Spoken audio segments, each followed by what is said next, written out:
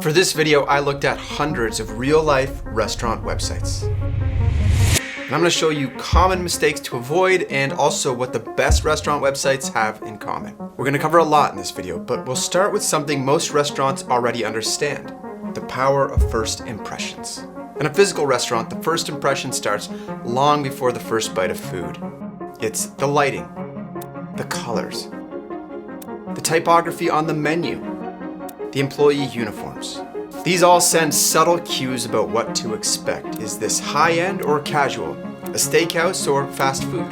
And just like a physical restaurant, a good restaurant website also strikes a good first impression. Let me show you some examples. Very nice. This is giving me steakhouse vibes. Like the lighting is dim, the colors are dark. It's kind of a super common vibe for steakhouses. Colors and tone are just such a great way to quickly communicate what type of restaurant this is. The red and green here looks like a Mexican flag.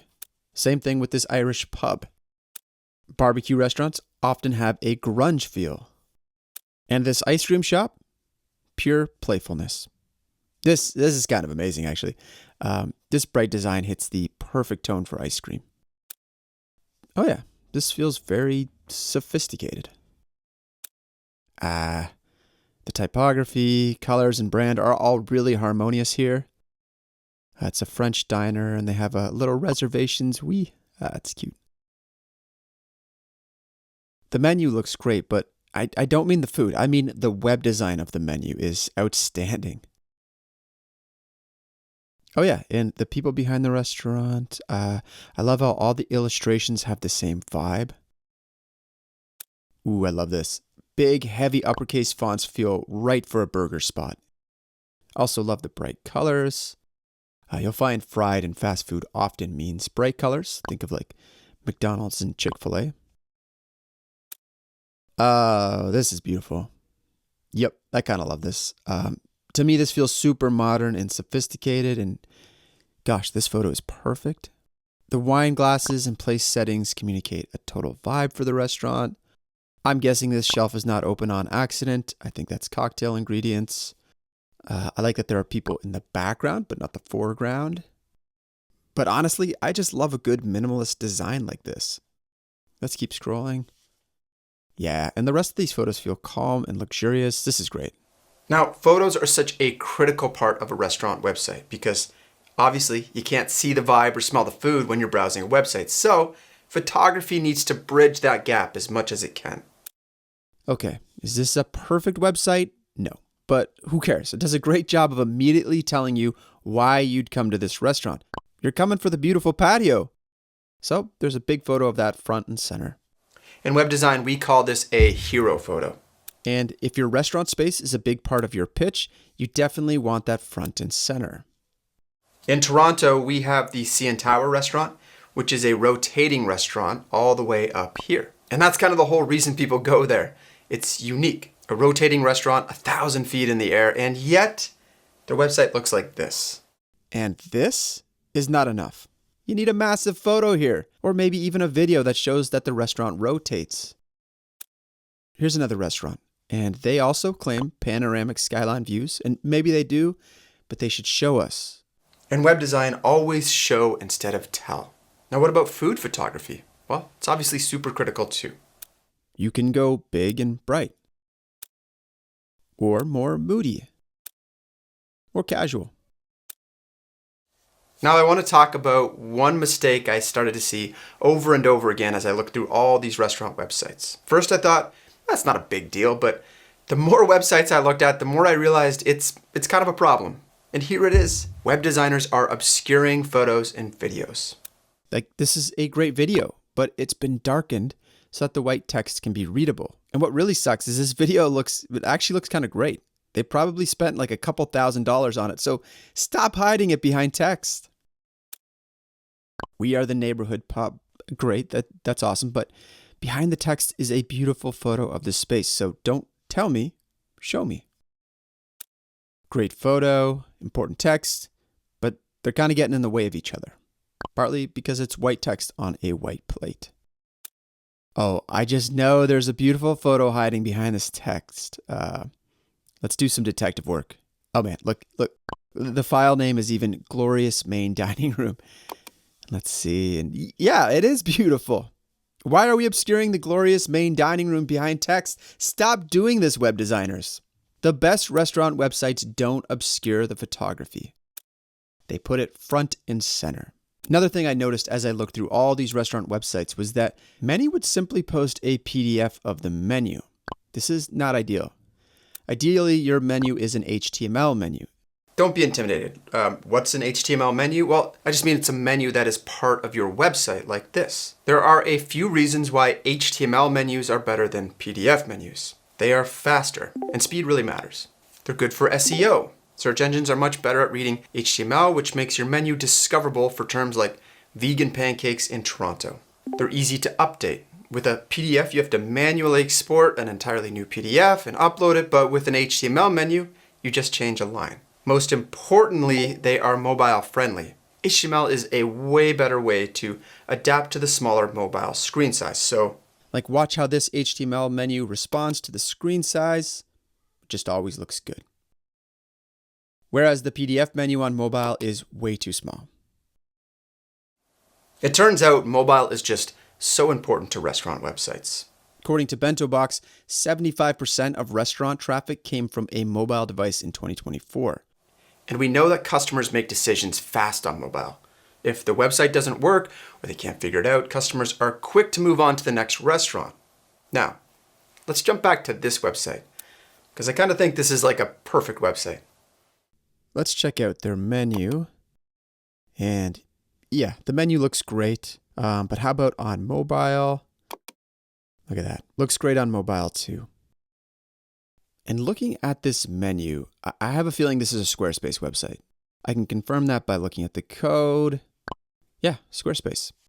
This is not surprising. Squarespace is super popular. A bunch of the restaurant websites we've looked at in this video were made with Squarespace. And if you follow my channel, you'll know I think Squarespace is a great website builder. And it's perfect for restaurants. They have an HTML menu creator, beautiful templates, and Squarespace websites automatically work on mobile. So if you need a restaurant website, I'd recommend Squarespace, and you can find a link to it in the video description below. I should say it's an affiliate link, but this video is not sponsored by Squarespace. I just happen to really like Squarespace and currently use it for several of my own websites. Anyways, let's keep going. Now, how should you write on your restaurant website? Well, let's generalize and say there are two types of writing on restaurant websites: essential info and story. Essential info is stuff like location, menu, hours, reservations, parking. A big reason people come to restaurant websites is to quickly access this information. So essential info is all about clarity. Make this information easy to find. Like going back to my favorite restaurant website, the essential info is right there on the homepage, and everything else is a click away. Story writing is a bit more of an art. To be simplistic, I think story writing does two things. One, it communicates the vibe of a restaurant, who you are and what to expect. And two, it should make people hungry. Like, let's look at some examples. Smoked meats, boozy slushies, rad veggies, chill vibes. Nice, I kind of like that. This is so good. It's only 4 words, but it has me interested. Freshly churned every day. And I mean, the word fresh is so overused in restaurant writing, like fresh ingredients, made fresh daily, but freshly churned every day doesn't feel cliche. It feels novel and new. South Lake Union takeout. Gosh, so South Lake Union is just a place. This writing doesn't make me hungry or communicate a vibe. Crispy, juicy, aloha. Oh, I kind of like this. Crispy and juicy just makes everyone hungry, and aloha gives a sense of the vibe. I remember this one. Let's see the writing, though. At Caroline's Seaside Cafe, we believe in taking the time to prepare all our food with love and care. Prepare our food with love and care. That's it's just a bit cliche. It doesn't really mean anything. It's kind of just feels empty.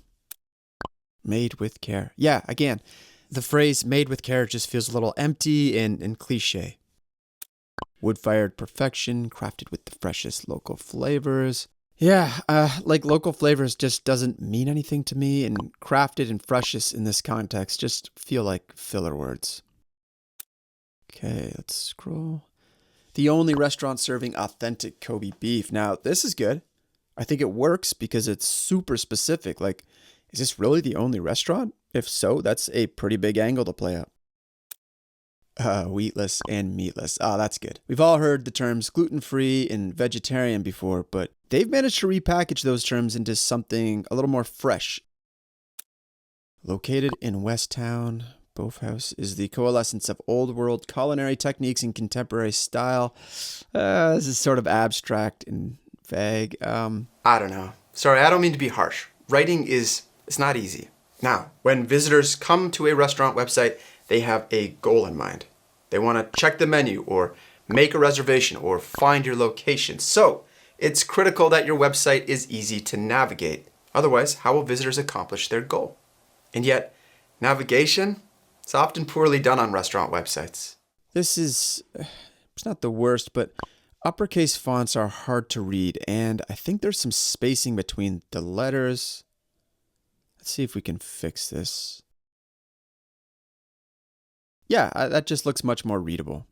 So here's before and after. Okay, this is rough. Can you even spot the navigation? It's up here. It's kind of obscured by the photo, so yeah, that's no good. We want people to be able to find the navigation. This is actually my favorite restaurant in Toronto, but the navigation is bad. You have to hover the icons just to see what they are, so you can never see all of them at once. So why did they do it like this? Well, the name, Richmond Station, it's obviously a reference to the subway. This menu kind of looks like a subway map. And this gets at the heart of why I think so many restaurant websites mess up their navigation. They put branding before function. Branding is important, but visitors come to your website to accomplish a goal. Your branding should never get in the way of allowing a visitor to accomplish that goal. Let me show you an example of a restaurant that does navigation well. This is perfectly done. Everything is clear. I don't have to think in order to find the menu or make a reservation. Easy. And same thing with my favorite restaurant website. Reservations, it's right there. Not hard to find. Okay, so if you want to look at any of these restaurant websites, I've included links to a bunch of the best ones in the video description. Click through them, you might find it inspiring or give you ideas for your own restaurant website. And of course, you can also find a link to Squarespace, which is the website builder I recommend for restaurants and frankly for most small business websites. And if you get inspired by this video to make your own restaurant website, please share it in the comments. I'd love to see it. Thanks for watching.